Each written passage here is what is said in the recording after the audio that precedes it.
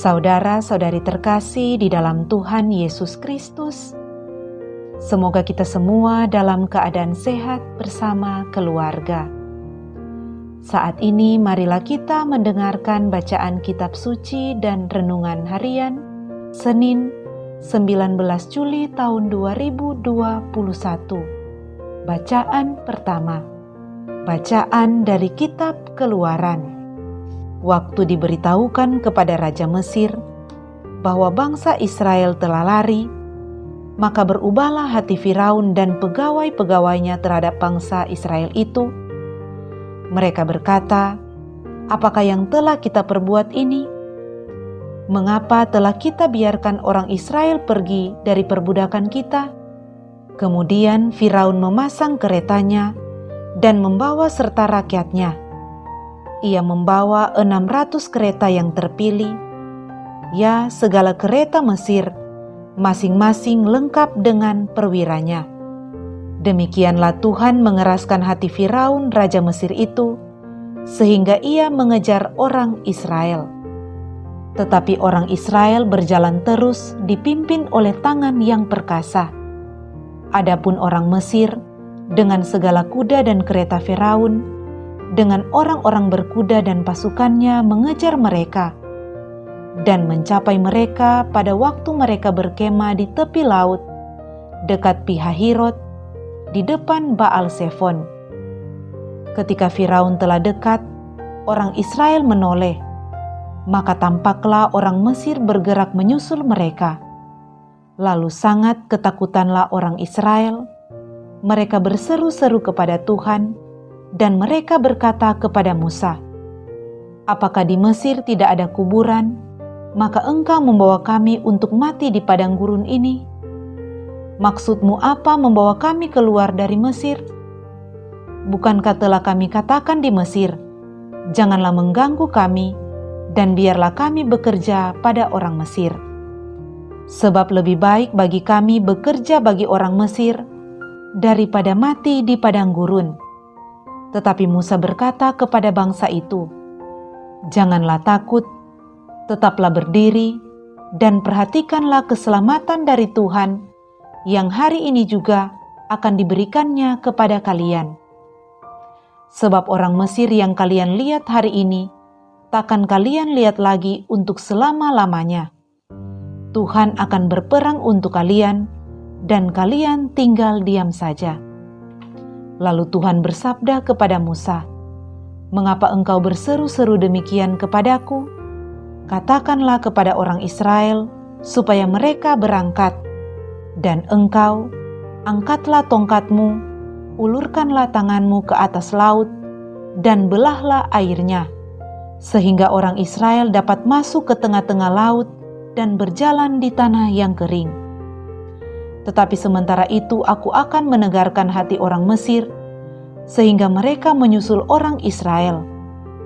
Dan terhadap Firaun serta seluruh pasukannya, kereta dan orang-orangnya yang berkuda, aku akan menyatakan kemuliaanku. Maka orang Mesir akan insyaf bahwa aku ini Tuhan, apabila aku menampakkan kemuliaanku terhadap Firaun, keretanya, dan orang-orangnya yang berkuda." Demikianlah sabda Tuhan. Syukur kepada Allah. Bacaan Injil. Inilah Injil Yesus Kristus menurut Matius. Dimuliakanlah Tuhan. Sekali peristiwa, beberapa ahli Taurat dan orang Farisi berkata kepada Yesus, "Guru, kami ingin melihat suatu tanda daripadamu." Jawab Yesus kepada mereka, "Angkatan yang jahat dan tidak setia ini menuntut suatu tanda. Tetapi kepada mereka tidak akan diberikan tanda selain tanda Nabi Yunus.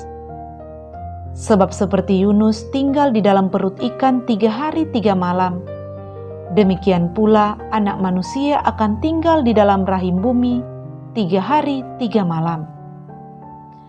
Pada waktu penghakiman, orang-orang Niniwe akan bangkit bersama angkatan ini dan menghukumnya juga.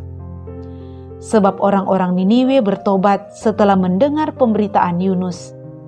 dan sungguh yang ada di sini lebih daripada Yunus. Pada waktu penghakiman, Ratu dari Selatan akan bangkit bersama angkatan ini, dan ia akan menghukumnya juga. Sebab Ratu itu datang dari ujung bumi untuk mendengar hikmat Salomo, dan sungguh yang ada di sini lebih daripada Salomo. Demikianlah Injil Tuhan. Terpujilah Kristus. Saudara-saudari terkasih di dalam Tuhan Yesus Kristus, renungan kita di saat ini diberi judul Tanda Kasih Allah. Saudara-saudari terkasih, terdapat tanda-tanda dalam alam yang mudah kita ketahui. Misalnya, jika ada awan gelap, maka hujan akan turun. Jika hujan rintik-rintik, maka hujan akan turun lama. Jika ada pelangi, maka hujan tidak turun. Terdapat juga banyak tanda alam lainnya, sehingga petani, nelayan, dan pelaut sangat paham akan tanda-tanda alam ini. Saudara-saudari terkasih, sebagai manusia, ada kalanya juga kita meminta tanda dari Tuhan. Misalnya kita berkata, "Berilah aku tanda bahwa orang ini adalah jodohku. Tuhan, berilah aku tanda bahwa aku boleh tinggal di kota ini atau tidak. Tuhan, berilah aku tanda jika aku terpanggil masuk seminari atau biara," dan sebagainya. Kadang-kadang ketika kita meminta tanda, kadang-kadang kita sementara mencobai Tuhan. Saudara-saudari terkasih, dalam bacaan Injil hari ini, kita melihat orang-orang Farisi dan ahli Taurat meminta tanda pada Tuhan Yesus. Namun Tuhan Yesus tidak memberikan mereka tanda selain tanda Nabi Yunus. Sebagaimana Yunus berada 3 hari dalam perut ikan, demikian juga Tuhan Yesus akan berada 3 hari dalam rahim bumi atau mengalami kematian. Agaknya untuk percaya pada Tuhan Yesus, mereka menuntut tanda. Tetapi ketika Tuhan Yesus memberikan tanda itu, mereka pun tetap tidak percaya. Sehingga benarlah apa yang dikatakan Tuhan Yesus. Mereka adalah angkatan yang jahat dan tidak setia. Saudara-saudari terkasih, tanda dalam bahasa Alkitab lebih kepada mujizat untuk membuktikan kebenaran kuasa pribadi tersebut. Mereka yang dimintakan tanda adalah tokoh rohani yang memiliki misi keagamaan tertentu. Tuhan Yesus dalam Injil hari ini marah kepada mereka yang masih menuntut tanda untuk menyatakan bahwa Tuhan Yesus memang benar utusan Allah dalam menyelamatkan mereka. Saudara-saudari terkasih, hidup dan karya Tuhan Yesus merupakan tanda bagi kita semua. Tanda yang menunjukkan bahwa Ia benar-benar diberikan kuasa dari Allah untuk melakukan mujizat demi keselamatan banyak orang. Tanda bukanlah sebatas pertunjukan atraksi, melainkan sebuah pembuktian bahwa atas kuasa yang benar, Tuhan Yesus dapat melakukan semuanya itu. Mereka yang masih menuntut tanda, berarti masih ada keraguan dalam diri mereka. Saudara-saudari terkasih, melalui bacaan hari ini, Tuhan Yesus menginginkan kita untuk tidak lagi menuntut tanda darinya, karena Kristus yang tersalib sudah menjadi tanda agung keselamatan kita yang abadi.